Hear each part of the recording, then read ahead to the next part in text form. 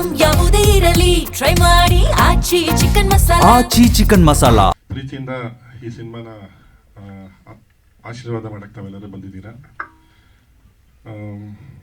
Share cinema ಹೇಗೆ start ಆಯಿತು ಅಂದರೆ, ಅಥವಾ ಶೇರ್ ಸಿನಿಮಾದ ಬಗ್ಗೆ ಹೇಳೋದಾದರೆ, ಇದೊಂದು ಕಿರಣ್ ರಾಜ್ದ ಒಂದು ಎಲಿವೇಶನ್ ಅಂತಾರಲ್ಲ, ಇನ್ನೊಂದು ಆ್ಯಂಗಲ್. ಭರ್ಜರಿ ಗಂಡುಗೆ ನಾವು ಅತ್ಯಂತ ಅಂದರೆ ತುಂಬ ಕಷ್ಟಕರವಾದ ಒಂದು ತಯಾರಿ ಮಾಡ್ಕೊಂಡ್ವಿ. ನಾನು ಭರ್ಜರಿ ಗಂಡು ಮಾಡೋಕ್ಕೆ ಮುಂಚೆ ಅವರು ಕನ್ನಡತಿ ಸೀರಿಯಲ್ ಮಾಡುವಾಗ ಪರಮ್ ಅವ್ರನ್ನ ಮೀಟ್ ಮಾಡಿ ಅವ್ರ ಹತ್ರ ಒಂದು ಡಿಸ್ಕಷನ್ ಮಾಡಿದ್ವಿ, ಈ ಥರ ಕತೆ ಅಂದ್ಕೊಂಡಿದ್ದೀವಿ ಅಂತ. ಅವ್ರ ಮುಂದೆನೇ ಹೇಳಿದಂಥ ಮಾತು ನನಗೆ ಇನ್ನೂ ಕಿವಿಲಿದೆ. ಈ ಕತೆ ನೀನು ಈ ದುನಿಯಾ ಉಜ್ಜಿ ಅವರಿಗೆ, ಪುನೀತ್ ರಾಜ್ಕುಮಾರ್ ಸರ್ಗೆ ಮಾಡಿರೋಂಥ ಕತೆ ಮಾಡ್ಕೊಂಡಿದ್ಯಾ, ಕಿರಣ್ ರಾಜು ಚಾಕ್ಲೇಟ್ ಇರೋದು ಹೆಂಗೆ ಆಯ್ಕೆ ಮಾಡಿದ್ಯಾ ಅನ್ನೋ ಥರ. ನಾನು ಅವ್ರಿಗೆ ಹೇಳಿದೆ, ಇನ್ನೊಂದು 6 months ಬಿಟ್ಟು ನೋಡಿ ನಿಮ್ಮ ಕಿರಣ್ ರಾಜ್ ಹೇಗಿರ್ತಾರೆ ಅಂತ. ಸೊ ಆ ತಯಾರಿ ಮಾಡಿ ಭರ್ಜರಿ ಗಂಡು ಮಾಡಿದ್ವಿ. ಬಟ್ ನನಗೆ ಎಲ್ಲೋ ಒಂದು ಅಸಮಾಧಾನ, ಅಂದರೆ ಇನ್ನೂ ಈ ಕ್ಯಾರೆಕ್ಟರ್ನ ಇನ್ನೂ ರಗಡಾಗಿ ತೋರಿಸ್ಬೇಕು, ಇನ್ನೂ ಚೆನ್ನಾಗಿ ಮಾಡಬೇಕು ಅಂತ ಮಾಡಿದಂಥ ಕತೆ ಇದು. ಆ ಕ್ಯಾರೆಕ್ಟ್ರಿಂದ ಸೃಷ್ಟಿಯಾದಂಥ ಕತೆ ಅದೊಂದು ಆ್ಯಂಗಲ್. ಅದು ಇನ್ನೊಂದು ಆ್ಯಂಗಲು, ಸುದರ್ಶನ್ ಸರ್ ಅವ್ರ ಮಗನ್ನ ಭರ್ಜರಿ ಗಂಡು ಟೈಮಲ್ಲಿ ನನಗೆ ಪರಿಚಯ ಮಾಡಿಸಿ, ನನ್ನ ಮಗನಿಗೆ ಸಿನಿಮಾದಲ್ಲಿ ಇಂಟ್ರೆಸ್ಟ್ ಇದೆ, ಆ ಹುಡುಗ ಹೀರೋ ಆಗಬೇಕಂತೆ ಅಂತ ತೋರಿಸೋದು, ಪರಿಚಯ ಮಾಡಿಸೋದು. ನಾನು ಸುತ್ತು ಒಂದು ರೌಂಡ್ ನೋಡಿದೆ. 17 ವರ್ಷ ಅನಿಸುತ್ತೆ.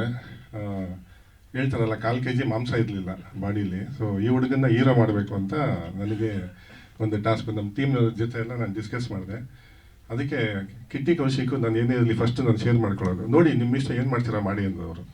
ಸರಿ, ಆಮೇಲೆ ನಾನು ಕಿಟ್ಟಿಗೆ ಹೇಳಿದೆ, ಈ ಥರ ಇಲ್ಲ, ಹುಡುಗ ಹೀರೋ ಮಾಡೋಕ್ಕೆ ನನ್ನ ಮನಸ್ಸು ಒಪ್ತಿಲ್ಲ ಈಗ ಅಂತ ಹೇಳಿ. ಸರಿ, ನನ್ನ ತಲೆಯಲ್ಲಿ ಏನೇನೋ ಬಂದು, ಸರಿ ಆ ಹುಡುಗನ್ನ ಕರೆದೆ, ಕ್ರಿಸ್ ಕರೆದು ಕೇಳಿದೆ ಅವನಿಗೆ, ನೀನು ಹೀರೋ ಆಗಬೇಕಾ ಅಥವಾ ಒಳ್ಳೆ ನಟ ಆಗಬೇಕಾ? ನೀನು ನೋಡಿದ ತಕ್ಷಣ ಸ್ಕ್ರೀನಲ್ಲಿ ಜನ ವಿಸಲ್ ಹೊಡಿಬೇಕು, ಆ ಥರ ನಿನ್ಗೆ ಇಷ್ಟನಾ, ನೀನು ಹೀರೋ ಆಗೋಕ್ಕೆ ಇಷ್ಟನಾ?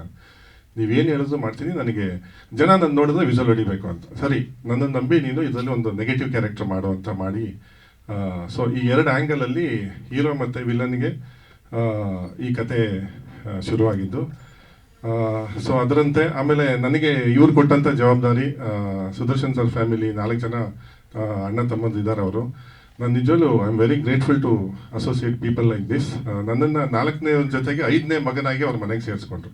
ನೀನು ನಮ್ಮ ಮನೆ ಮಗ ಥರ ಅಂತ ಹೇಳಿ ನನಗೆ ಈ ಜವಾಬ್ದಾರಿ ಕೊಟ್ಟರು. ನಾನು ಅಚ್ಚುಕಟ್ಟಾಗಿ ಸಿನಿಮಾ ಮಾಡಿ ಈ ರೇಂಜ್ಗೆ ಇವಾಗ ರಿಲೀಸ್ಗೆ ಬಂದಂಥ ಸಿನಿಮಾ ಇದು. ಶೇರ್ ಸಿನಿಮಾದಲ್ಲಿ ಒಂದು ನಾರ್ಮಲ್ ಕಥೆನೇ ಇದು, ಬಟ್ ಹೋಗ್ತಾ ಹೋಗ್ತಾ ನಿಮಗೆ ಒಂದು ಕುತೂಹಲಭರಿತ ಅಂಶಗಳು ಸಿಗುತ್ತೆ ಸಿನಿಮಾದಲ್ಲಿ. ಒಂದು ಅಂಶದಲ್ಲಿ ಅನಾಥ ಮಕ್ಕಳು ಅವರಿಗೆ ಏನು ಜವಾಬ್ದಾರಿ ಇರಲ್ಲ.